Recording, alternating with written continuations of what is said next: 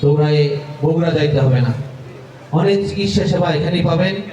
ইসলামী হাসপাতাল সম্পর্কে আমাদের অনেক ধারণা আছে। এখানে আসলে মানুষ সুচিকিৎসা পাবে, সঠিক মূল্য দিতে মানে মূল্যের মাধ্যমে তারা চিকিৎসাটা পাবেন।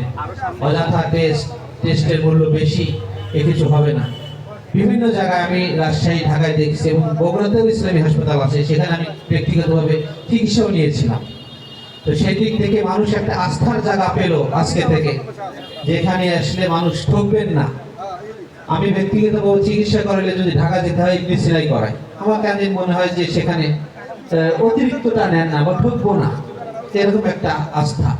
তা আশা করছি যে আপনারা সবাই সহযোগিতা করবেন, প্রচার করবেন, বেশি বেশি এই হাসপাতালে আসবেন, চিকিৎসা নেবেন। তাহলে আস্তে আস্তে পরিসর আরো বৃদ্ধি করতে পারবে কর্তৃপক্ষ।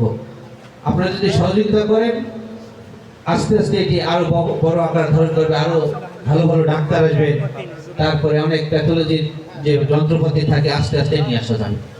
সবকিছু প্রথম যে এক পা দিয়ে শুরু হয়, প্রথম পা দিয়ে, অনেক দূরের যাত্রাও প্রথম পা দিয়ে শুরু হয়। আজকে সেই যাত্রাটা শুরু হলো। আমি সবারই সুস্বাস্থ্য এবং মঙ্গল কামনা করি এবং এই ভুনট ইসলামী হাসপাতালের মঙ্গল কামনা করে আমি আমার সংক্ষিপ্ত বক্তব্য শেষ করছি। আসসালামু আলাইকুম।